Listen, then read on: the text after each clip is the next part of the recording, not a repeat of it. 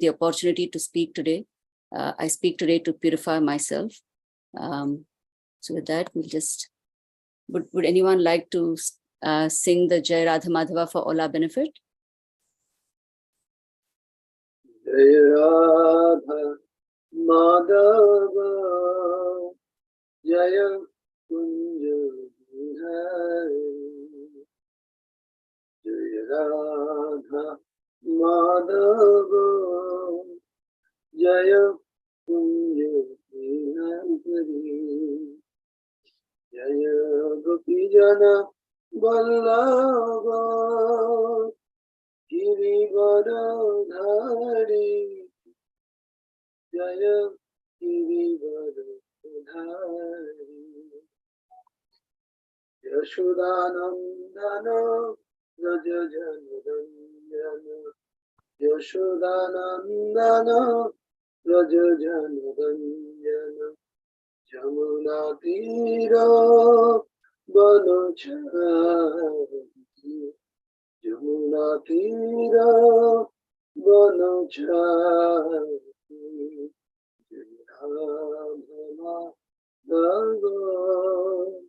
Jaya Kunja Bihari Hare Krishna Hare Krishna Krishna Krishna Hare Hare Hare Rama Hare Rama Rama Rama Hare Hare Hare Krishna Krishna Krishna Hare Hare Hare Rama Hare Rama Rama Rama Hare Hare Jai Radha Madhava Jaya Hare Krishna. Shri Radha Bridhavi Ji ki Jai. Shri Baldev Jagannath Baladev Subhadra Maya ki Jai. Shri Gaurani Rai ki Jai. Shri Prabhupada ki Jai. Gurudev ki Jai. Thank you very much, Prabhuji. Now we will read from Srila Prabhupada Lilamrita, from where we left off yesterday. So we come so far to Prabhupada having taken sannyas, and he's returned back to Vrindavan. And I'll just read from there. One day, Gaurchand Goswami, proprietor of the Radha Damodar temple, approached Bhaktivedanta Swami, inviting him to come live at the Radha Damodar temple, being the eternal home of Jiva Goswami and Rupa Goswami. It would be more suitable for his writing and translating. Bhaktivedanta Swami was interested. He had never stopped his regular visits there, and he always felt inspired in the presence of the Samadhi tombs of the great leaders of Lord Chaitanya's movement, Jiva Goswami and Rupa Goswami. But when he went to look at the two available rooms, he found them in poor repair. They had not been maintained or lived in for many years. Not wanting to miss the opportunity, however, Bhaktivedanta Swami agreed to take the rooms at 5 rupees per month. He estimated that for a little more than 500 rupees, he could have electricity installed and extensive repairs made, and when it was finished, he could move in. Bhaktivedanta Swami saw the invitation as auspicious, and living there would complement his new project of presenting Srimad Bhagavatam in English. Of all Vrindavan's temples, Radha Damodar had the largest collection of original writings by the 6 Goswamis and their followers. More than 2,000 separate manuscripts, many of them 300, some even 400 years old. Bhaktivedanta Swami looked forward to residing there someday and serving in the company of Srila Rupa Goswami and Srila Jiva Goswami. For now, he would remain at the Vamshi Gopalji temple, and with whatever money he could collect, he would gradually repair the rooms. Should I stop there? Mataji. Thank you, Hare Krishna. Thank you. Shri Prabhupada ki Jai. We'll start with the invocation prayers before going to Srimad Bhagavatam. So, Om Ajnana Timirandhasya Jnananjana Shalakaya Chakshur Unmilitam Yena Tasmai Shri Gurave Namaha. Shri Chaitanya Manobhishtam Sthapitam Yena Bhutale Swayam Rupa Kadamayam Tadati Swapalantikam. Vandeham Shri Guru Shri Uttapadakamalam Shri Gurun Vaishnavamscha Shri Rupam Sagrajatam Sagana Raghunathanvitam Tam Sajivam Sadvaitam Savadhutam Parijana Sahitam Krishna Chaitanya Devam Shri Radha Krishna Padan Sahagana Lalita Shri Vishakhan Vitamscha. He Krishna Karuna Sindho Dina Bandho Jagatpate Gopesha Gopika Kanta Radha Kanta Namostute. Tapta Kanchana Gaurangi Radhe Vrindavaneshwari Vrishabhanu Sute Devi Pranamami Haripriye. Vancha Kalpatarubhyascha Kripa Sindubhya Evacha Patitanam Pavanebhyo Vaishnavebhyo Namo Namaha. Jai Sri Krishna Chaitanya Prabhu Nityananda Shri Advaita Gadadhara Shivas Adi Gaura Bhaktavinda. Hare Krishna Krishna Krishna Hare Hare Hare Ram Ram Ram Hare Hare. Nama Om Vishnu Padaya Krishna Pristhaya Bhutale Srimate Bhakti Vedanta Swaminiti Namne. Nama Om Vishnu Padaya Namaste Saraswati Deve Gauravani Pracharne Nirvishesha Shunyavadi Paschatya Deshatarne. Nama Om Vishnu Padaya Krishna Pristhaya Bhutale Srimate Bhakti Vishramba Madhava Swaminiti Namne. Mukam karoti vachalam pangum langhayate girim yat kripatamaham bande paramananda madhavam Shri Gurum Dinataranam. Om Namo Bhagavate Vasudevaya. Om Namo Bhagavate Vasudevaya. Om Namo Bhagavate Vasudevaya. Narayanam Namaskritya Naram Chaiva Narottamam Devim Saraswatim Vyasam Tato Jayam Udirayet. Nashtaprayeshva Bhadreshu Nityam Bhagavata Sevaya Bhagavati Uttama Shloke Bhaktir Bhavati Naishtaki. So before we continue, just want to acknowledge and thank Srila Prabhupada for his greatest contributions, his books, without which I wouldn't be able to speak anything today.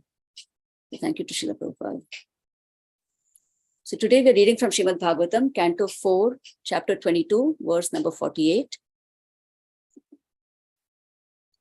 Is everyone able to see my screen? Yes. Thank you. Maitreya Uvacha Ta Atma Yoga Pataya Adi Rajena Pujitaha Shilam Tadiyam Shamsantaha Ke Bhavan Mishatam Rinam. Maitreya Uvacha Ta Atma Yoga Pataya Adi Rajena Pujitaha Shilam Tadiyam Shamsantaha He Bhavan Mishatam Rinam. Maitreya Uvacha Ta Atma Yoga Pataya Adi Rajena Pujitaha Shilam Tadiyam Shamsantaha He Bhavan Mishatam Rinam. Would anyone like to read? Hare Krishna Mataji Thank you. Thank you. Mitra Uvacha Tatma Yoga Pataya Adi Rajena Pujitaha Shilam Tadiyam Shamsantaha Ke Bhavan Nishatam Niram. Hare Krishna. Thank you, Prabhu. Hare Krishna Mataji, I am also praying. Thank you. Yes. Maitreya Uvacha Ta Atma Yoga Pataya Adi Rajena Pujitaha Shiram Tadiyam Shamsanta Ke Bhavan Mishatang Ninam. Hare Krishna Mataji. Thank you, Mataji. Yes. Maitreya Uvacha Ta Atma Yoga Pataya Adi Rajena Pujitaha Shilam Tadiyam Shamshantaha He Bhavan Mishatam Nidam. Hare Krishna. Thank you. We move on to the synonyms. Would anyone like to read the synonyms? Okay, I'll read them. Maitreya Uvacha, the great sage Maitreya continued to speak.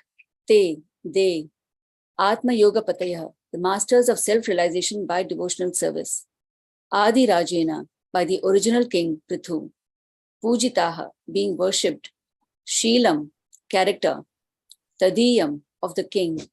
Shamsantaha, eulogizing. He, in the sky. Abhavan, appeared. Mishatam, while observing. Rinam, of the people. Translation by Srila Prabhupada. Srila Prabhupada Ki Jai. Would anyone like to read this, or shall I read it? I can read it, Mataji, if that's okay. The great sage Maitreya continued, being thus worshipped by Maharaj Prithu, the 4 Kumaras, who were masters of devotional service, became very pleased. Indeed, they appeared in the sky and praised the character of the king, and everyone observed them. Purport. It is said that the demigods never touch the surface of the earth. They walk and travel in space only. Like the great sage Narada, the Kumaras do not require any machine to travel in space. There are also residents of Siddhaloka who can travel in space without machines. Since they can go from one planet to another, they are called Siddhas. That is to say, they have acquired all mystic and yogic powers. Such great saintly persons who have attained complete perfection in mystic yoga are not visible in this age on earth because humanity is not worthy of their presence. The Kumaras, however, praise the characteristics of Maharaj Prithu and his great devotional attitude and humility. The Kumaras were greatly satisfied by King Prithu's method of worship. It was by the grace of Maharaj Prithu that the common citizens in his domain could see the Kumaras flying in outer space. Nice purport by Srila Prabhupada and very nice verse. Let's come back to our presentation. So just briefly before we come to today's verse, quick recap of what we've been covering so far. So we are in the story of Maharaj Prithu and the specific episode of the Kumaras visiting and giving darshan to Maharaj Prithu. So the story so far is Maharaj Prithu was, he had unusual beginnings. He came from the body of the evil king Veena, but he was a great administrator. He looked after his citizens both materially and spiritually and did very wonderful things. And above all, he showed great character even in most provoking situations, he was able to keep his calm and follow instructions by superiors. So because of this great character of his, even Lord Vishnu himself came to give him darshan, and Lord Vishnu blessed him, saying that, the Kumaras, you will have darshan of the Kumaras also, who are great exalted devotees. And then Maharaj Prithu instructs his citizens, along with materials, as he's giving spiritual education also, he's instructing them, saying how you must do your work, but keep Krishna in the center. Always worship Krishna along with doing your work. And very importantly, you must worship, you must respect and honor all the Vaishnavas and the Brahmanas. So after giving these instructions, it so happens that the Kumaras actually, based on the blessings of Lord Vishnu, they actually appear there to give him darshan. And he follows what he's preached to his citizens, which is he welcomes them very nicely, honors them, washes their feet, and then glorifies them. And then very, very humbly, he's asking them a couple of questions for spiritual advancement, not only for himself, but for his citizens as well. So he wants to know how those who are entangled in material life can be blessed with good fortune and how to quickly achieve the ultimate goal of life. And the Kumaras, they're so pleased with his humility and his approach that Sanat Kumara gives very beautiful instructions, very wonderful instructions, which we have covered in the last several verses, saying how one must get detached from material life and one must get attached to the Supreme Personality of Godhead, Krishna. And they also say the process for doing this, how to detach and how to detach from material and attach to Lord Krishna. And then today we've come now to the end. Yesterday we completed. So then after they complete their instructions, Maharaj Prithu again thanks them and, again glorifies them. And we've then come to today's verse, which is the concluding verse of this episode of the Kumaras. So today in this verse, they are leaving. And before leaving, they go up in the sky and they praise Maharaj Prithu because they're so pleased with his method of worship. They're so pleased with his character and his humility. And they're praising him. And after that, what is said is that even the ordinary citizens of Maharaj Prithu's kingdom are able to see them, glimpse them, and they were able to hear them. So that's where we are today. And there are a few points that were mentioned in the translation and the verses. There were about 4 points that I could see. So we'll just discuss all of these briefly.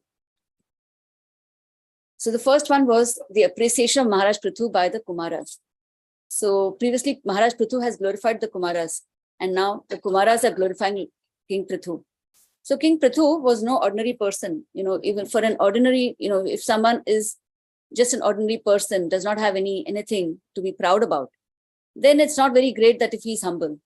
But Maharaj Prithu was the exact opposite. He was such an accomplished person. So many things he had achieved in his life. And he was the ruler of the whole earth. He was a wonderful administrator and a caring, guardian of his citizens. And besides that, Lord Vishnu himself had given him darshan. So he was definitely not an ordinary person. he was a Shaktyavesh avatar of the Lord. And despite all that, he was extremely humble, and he received them so nicely and honored them so nicely, and so humbly asked them questions for spiritual upliftment. So they appreciated him for that, and also his character, as we've already discussed. So these were like his great qualities, and because of that, he was appreciated by great personalities like the Kumaras themselves. Now we come to the Kumaras. The other point mentioned in this verse was how they are space travelers. Their feet don't touch the ground. So Srila Prabhupada in the purport wonderfully, he explains how great personalities, including even demigods and even siddhas from the Siddhaloka, and of course the Kumaras, they're so exalted. They can travel anywhere without the need for any spacecraft. Just a couple of days back, we've had the news where from India they launched this spacecraft Chandrayaan-3, which landed on the moon, and of course it was a great feat. Not to lessen its importance, but just to compare that with this is like millennia ago, millions and millions of years ago. These great sages, they traveled anywhere and everywhere at will throughout the universe.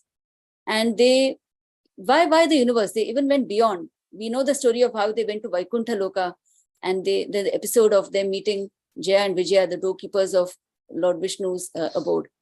And so they can travel anywhere. They have access to even Lord Vishnu in his abode in Vaikuntha. And so they are not ordinary people, definitely. They are so exalted. They are the first sons of Lord Brahma, who's the secondary creator of this universe.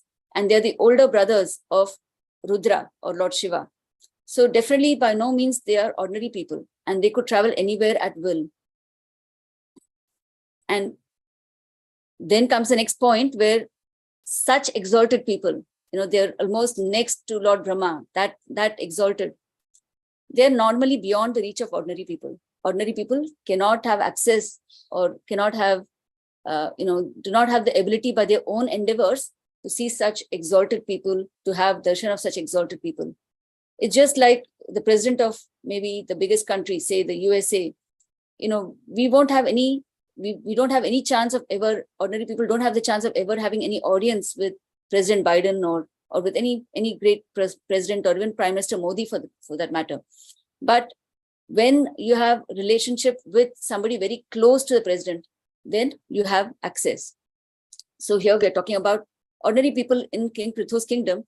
Normally they would not have had access to these great Kumaras. But because they were the citizens of King Prithu's kingdom, they were the citizens of earth at that time, because the Kumaras gave darshan to King Prithu, they had a chance to have a glimpse of these Kumaras, to take darshan of them, and to even listen to their instructions personally. So these are the 4 points that I could see in this verse and the purport. And we'll just now, especially talking about the vision of getting a glimpse of something that is beyond our authority. So, for example, we are not worthy enough to see great personalities, but because of King Prithu's association, the ordinary citizens got darshan of the 4 Kumaras. So, what is this ordinary and extraordinary vision? What is this extraordinary vision that we can have a glimpse of if we are in association with exalted devotees? So just do a little comparison of ordinary versus extraordinary vision, or rather mundane vision versus spiritual vision. So just a few points. One of the points is that mundane vision, when we talk about ordinary, everyday, what we see, it is very, very short-sighted. We see things, we can only see immediate causes for effects. For example, if you take war, so if we say there's a war, what's the cause of that war? We will say, oh, it's because one country provoked the other, or one country felt threatened by the other country, by the other country's actions, and therefore there was this war. But if you look at spiritual vision, a person with spiritual vision is able to see long range or remote causes for any immediate events also. For example, when Prabhupada was asked, why is there war? What was his answer? He said, that war is caused because human beings, because we want to open slaughterhouses. So when you say that, it seems like, oh, it seems very unrelated. What's the relationship? But Prabhupada explains that it's because you open slaughterhouses, mass scale killing of animals. Therefore, there is going to be a karmic play out of this. You have to have a karmic reaction to this. So mass scale, in mass, when there's war, thousands and thousands of people are killed and slaughtered. So it takes divine vision or spiritual vision to see something which is not obvious. Next thing is mundane vision. Through mundane vision, we can see gross things. So, for example, if you ask who you are, might say people normally identify themselves with the material body. Even if you say someone's more advanced in thinking, say the scientists, they are among mundane thinkers, they are probably the highest. Even how much more can they say? They say, oh yeah, we are all made of star stuff. Why? Because they identify that our body is made up of all the elements, carbon, hydrogen, oxygen, calcium, and these elements are also present in star matter. So they say, oh yeah, we are all made of star stuff. We all came from the same place. But that's the extent of their vision. But as person with spiritual vision, we can see the subtle, they can see the subtle aspects. For example, they know that we are not the gross body, that we are the spirit soul and we are servant of Krishna, eternal servants of Krishna. So that is a subtle vision. Then there is, when comparing what the scientists say, we are made of star matter. Similarly, if you look at what an Acharya says, he says, we are made of the mercy of the Vaishnavas. We are made of the mercy of devotees. So it's a completely different kind of vision, a completely different perspective of life and of living. The next thing is mundane vision. We can see differences. So this is a vision where we can see, that this living being is a cat, a dog, this person is a human being, there's a male, there's a female. This is all mundane vision where we can see the differences between the bodies of different living entities. But if you say transcendental vision, spiritual vision, you can see similarities between everyone. You can see the same living entity in all living beings. So chapter 18 of the Bhagavad Gita, we see Lord Krishna is explaining this to Arjuna. Says, Sarva bhuteshu yenaikam bhavam avyayam ikshate avibhaktam vibhakteshu tadjnanam vidhi satvikam. Then that knowledge by which one undivided spiritual nature is seen in all living entities, though they are divided into innumerable forms, you should understand to be in the mode of goodness. And similarly, in the next verse, he says how Tathatvena yajnanam nana bhavan tathavidam vitti sarveshu bhuteshu tadjnanam vidhi rajasam. That knowledge by which one sees that in every different body, there's a different type of living entity, you should understand to be in the mode of passion. So these are, the spiritual vision, or in transcendental goodness, you can actually see that all living beings are similar. We are all spirit souls, part and parcel of the Supreme Lord Sri Krishna. And that's the difference between spiritual vision and mundane vision. Similarly, mundane vision, another aspect of it is that it is very, very short term. For example, when you look at, short term vision, the example that clearly comes to my mind is, the stock markets, how companies, big corporates, they announce quarterly results, only 3 months. So based on this quarterly results, 3 monthly profit and loss statements, the whole stock market will, either favor them or unfavor them. Share market prices might go up or down. So how short term is that? Just 3 months. That's all you give, to decide on the fate of a company. And if you say a little better than that, you might say, people, companies, or even people might make 1 year forecast. Well, where do I see myself 1 year from now? How should I plan for it? A little better, they might look at 3 or 5 year forecast or 5 year planning. Like India, we had 5 year plans, economic plans to develop the country. So 5 years. Even better, sometimes for some aspects, you might look a bit longer, maybe 50 years. They say, okay, all fossil fuels are going to be over in 50 years' time. And so we should plan for renewable sources of energy. But that's about it. 5, 10, 50, 100 years maximum, that's all our mundane vision can take us up to. But spiritual vision is very, very different. It looks at the long term. So this is, an example from Srimad Bhagavatam, where we have Vedavyas, Rishi Vedavyas. He is seeing the condition of the souls. Say, bhakti kanam cha bhavanam shakti hrasham cha tatkritam ashraddhanan nishasatvan durmedhan rasita yushaha durbhagam cha janan vikshya munir divyena chakshusha sarva varnashamanam mananam yad dadhyo hitam amoghadrik. He says the great sage who was fully equipped in knowledge could see through his transcendental vision the deterioration of everything material due to the influence of the age. He could also see that the faithless people in general would be reduced in duration of life and would be impatient due to lack of goodness. Thus he contemplated for the welfare of men in all stages and orders of life. And then he continues.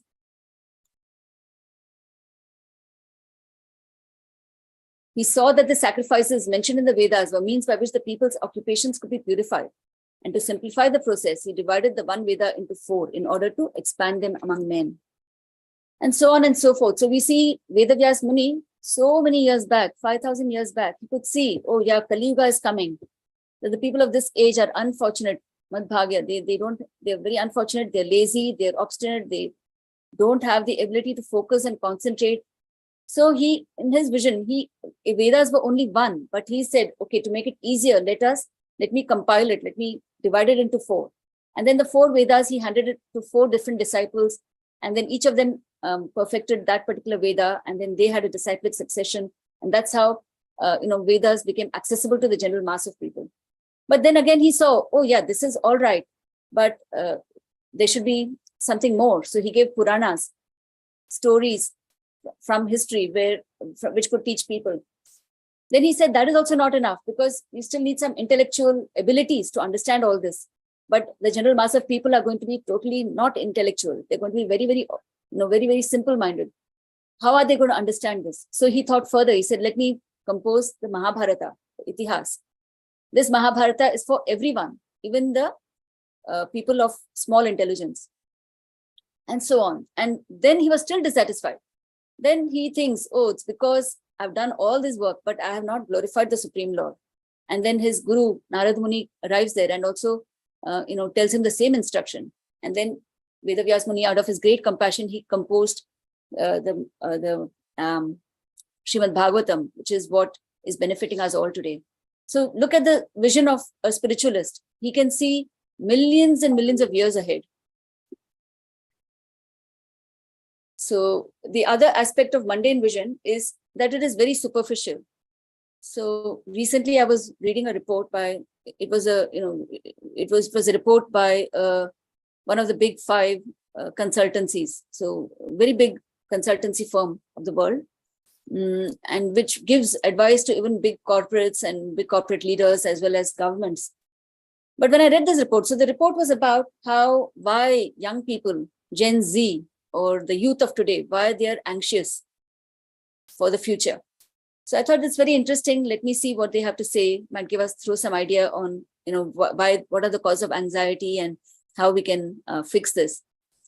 But very sorry to say, when I read the report, it was quite superficial. It just covered it. First of all, the methodology. They sent a survey out to 50,000 youth in the US. And from the 50,000, only 1,000 youth responded. And from 1,000, they made generalizations. They said, oh yes, youth are very, very anxious about the future. They don't know whether they will have jobs. They don't know whether they can, because of inflation, they don't know whether they can pay off their mortgage, whether they can even have a house, whether they can retire in time. So very superficial. It wasn't actually addressing, okay, so how should we get over this problem of youth being anxious? And I was just comparing that to our knowledge, which we get from spiritual vision, from spiritualists. It is so insightful. Prabhupada says there are only 4 big problems. The actual problems of humanity is only 4. And from the Shastras, he says it is only Janma, Mrityu, Jara, and Vyadhi. Birth, death, old age, and disease. If we solve these problems, then, and not only does he say that these are the 4 problems, he also says how we can solve these problems. So there's both theory and practice, what we can practice, what we can do to solve our real problems of life, which is very, very insightful. The other thing that I said about that I can say about mundane vision is that it's very common. Even 2 days back in Hriman Krishna Prabhu's class, he mentioned that how people on the face of it, they're very happy. They've got all these happy, smiling faces on their Facebook profiles and all the pictures they upload online of places they've been to and the fun they've had. But so on the other hand, if you look within, internally, they're all empty. So they're very sad within. So many health issues, mental and physical, heart problems, mental problems, stress, anxiety, depression, all these things. It's so common these days. So on the outside, with this mundane vision they have of the world and the way they deal with this world and the way they live, they, on the face of it, they're very happy superficially, but inside they're all empty and sad. On the other hand, with spiritual vision, what happens? We know from spiritual vision, the Acharyas have told us, Lord Krishna himself has told us in the Bhagavad Gita, that this world is Dukhalayam and Ashashvatam. It is temporary and it is miserable. So theoretically, all spirituals know to begin with that this world is a sad place. It's a miserable place. But people of advanced vision, they can see beyond this. They know the magic art of making even the material into spiritual. They know the art of doing that. Does anyone want to share how they do this?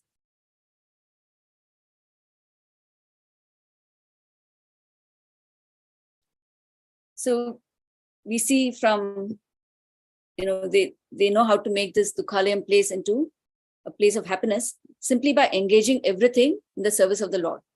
So they know how to do, how to connect everything to spiritual life by employing everything in the service of the Lord. So we see there's a great devotee, Prabodhananda Saraswati. He says in Chaitanya Chandramrita, Vishwam Purna Sukhayate. That is, he can see only, everywhere around him, Vishwam is full of happiness. Because he can see, the great transcendentalists, they can see how there's opportunities for service everywhere, all around them, how they can serve the Supreme Lord, how they can serve the devotees. So they're able to have this spiritual vision, and that makes them happy, that keeps them happy. So this spiritual vision, now, we've seen the differences between mundane and spiritual vision. We are valuing in mundane vision, but we can have this spiritual vision. And this spiritual vision basically comes through the association of advanced devotees. Even among devotees, you can see there's degrees of advancement. So while we struggle every day to see the hand of Krishna in everything, some advanced people, they can see, oh, if there's a cloud in the sky, oh, that's Krishna, that's the color of Krishna. So that's Krishna, he's showering his mercy. More advanced, you see Queen Kunti, she's able to see, not only is she able to see Krishna's hand in troubles, in the times of troubles, but she's actually inviting troubles because she says, oh, that's Krishna. Krishna is with us when there is trouble. So we see, she says, Vipada Santu Ta Shashvat Tatra Jagadguru Bhavato Darshanam Yatsyad Apunar Bhava Darshanam. I wish that all those calamities would happen again and again so that we could see you again and again. For seeing you means that we will no longer see repeated births and deaths. So look at her vision. She's able to see that, Krishna's hand through all her troubles, and that when there's troubles, Krishna is with them. And so therefore, what can be better? So she's inviting more and more troubles in her life. And then we see even higher, the gopis of Vrindavan, they don't see any trouble anywhere. They can't see any misery anywhere. Their only trouble and misery is not being able to see Krishna. So just separation from Krishna is their real trouble. Say, Atati yad bhavan ahni kananam truti yugayate tvama pasyatam. So they're saying, when you go off to the forest during the day, a tiny fraction of a second becomes like a millennium for us because we cannot see you. And even when we can eagerly look upon your beautiful face, so lovely with its adornment of curly locks, our pleasure is hindered by our eyelids, which were fashioned by the foolish creator. So look at their vision. It is completely 180 degrees different from a mundane person's vision. And this vision, getting this higher vision, is the means for our salvation. So we see in the Bhagavad Gita also, when we are just living mundane lives, everyday lives, it's very difficult for us to give up sinful behavior or to give up sense gratification. And we are told we must give it up. But even when we are told that, we are not able to follow it always, because we have to see something higher. We have to develop a higher taste. Only when we have this param drishtva, this higher vision, then we can give up the lower taste. So we need to have this param drishtva, which we can only get through attachment to sadhu. So we see this attachment to sadhu versus attachment to mundane people. We see this even Srimad Bhagavatam, Canto 3, chapter 25, verse 20. We have Lord Kapiladev instructing his mother. So what he says, would anyone like to read this verse?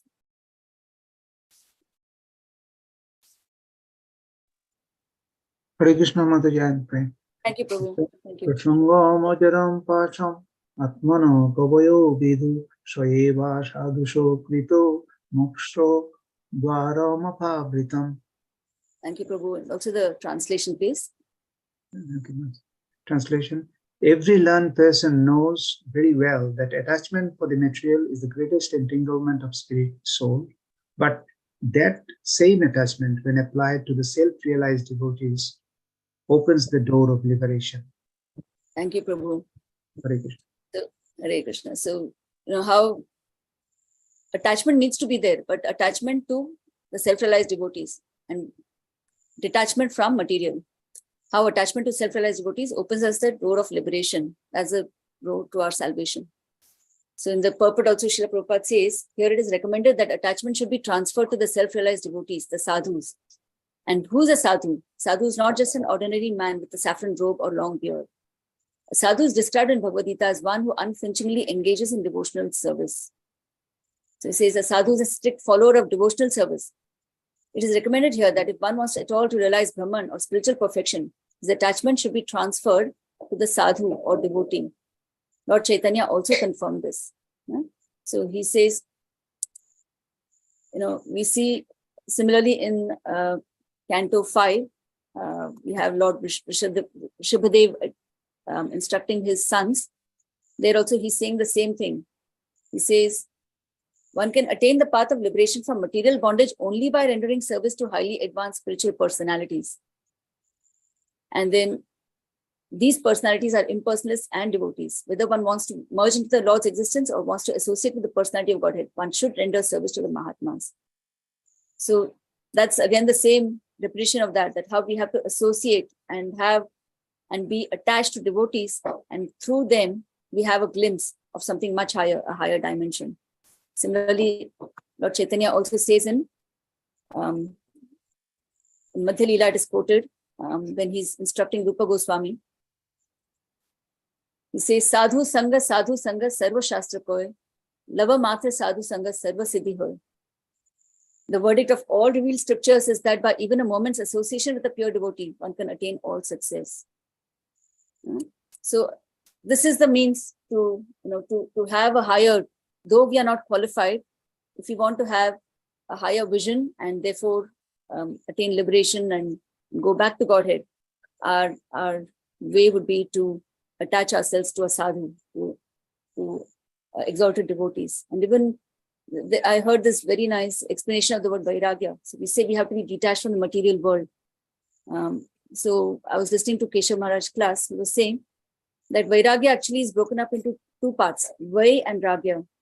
So vai is actually vishesh and rag means attachment. So when we say vairag or being detached from material world, it's actually the other form, Sanskrit explanation is that we have to be attached, especially attached to the devotees. And that's how we get vairagya. So with that, I just wanted to conclude today's class. Basically, we just have to read of the translation again, concluded. The great sage Maitreya continued.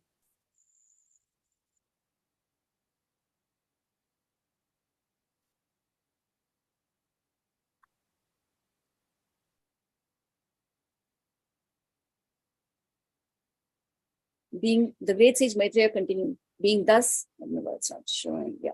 Being thus worshipped by Maharaj Prithu, the 4 Kumaras, who were masters of devotional service, became very pleased.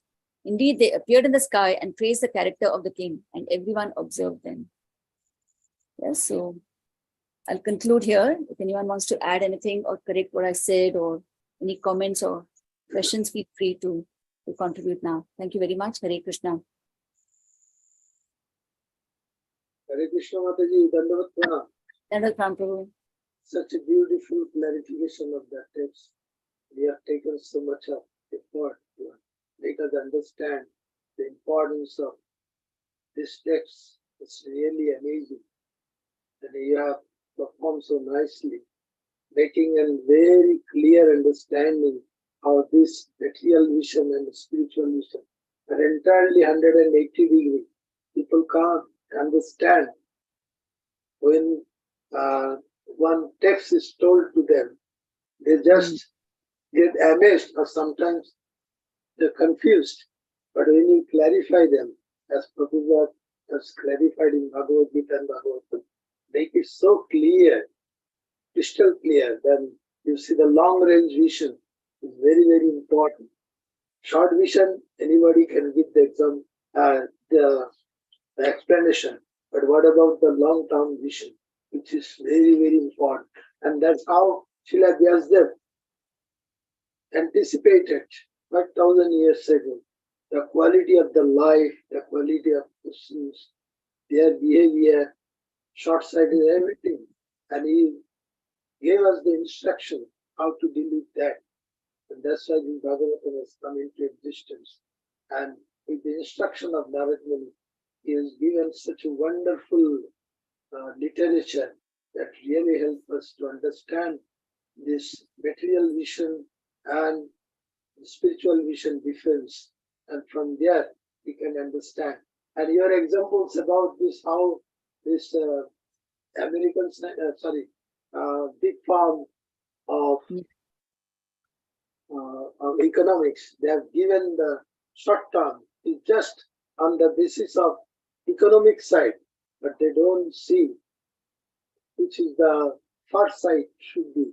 And they predict something which is very, very short. But what about Prabhupada?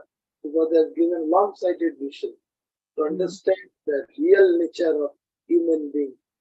Material life is okay, we are once in the material world, it will be there. But what is then?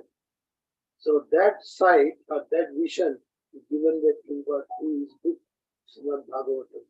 And we are in ISKCON so fortunate to have this knowledge and trying to understand that knowledge in a proper way so that the difference we can understand and get the benefit out of it. Because the ultimate goal is to understand what is our relation with Krishna. Because we are the part and person of Krishna, that understanding needs to be very, very important, because ultimate goal is different rather than this material goal. So when we are at the stage, we cross the 4 stages, the ultimate stage is realization. So that realization is very, very important rather than anything else. As you age on, the things goes differently. So that understanding is very, very important for all of us. And we are very, very fortunate to have the darshan through Srimad Bhagavatam. Yes. Thank you so much. Hare Krishna. Thank you, Prabhu. Yes.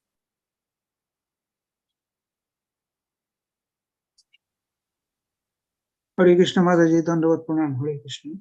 Dandavat Pranam, Prabhu.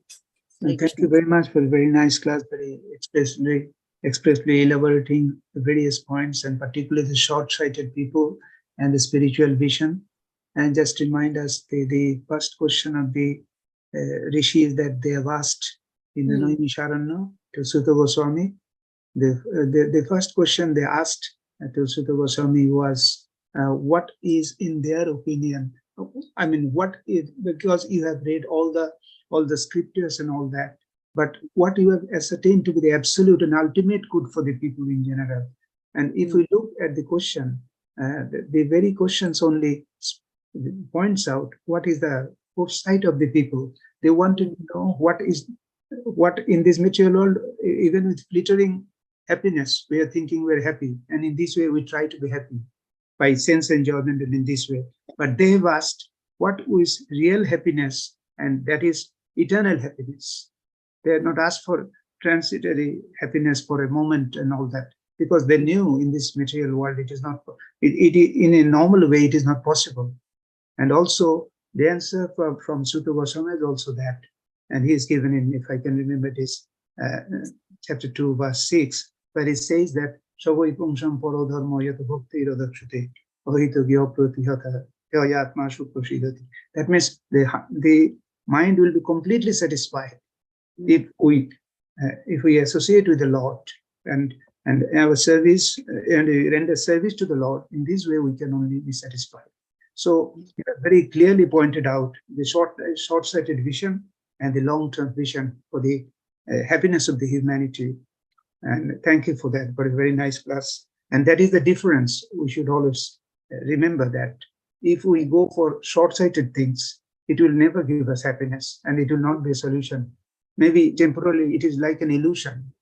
It immediately, if someone maybe think that it will give them happiness, or not only happiness, a solution for any of their problem, but that solution is only very temporary, and it will be what I would say, defeating in the passage of time.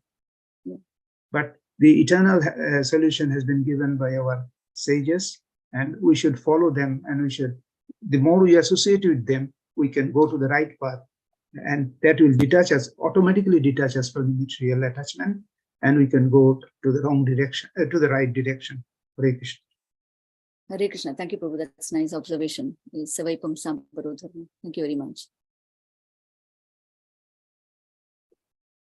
If there's no other comments or questions, can we end today's class?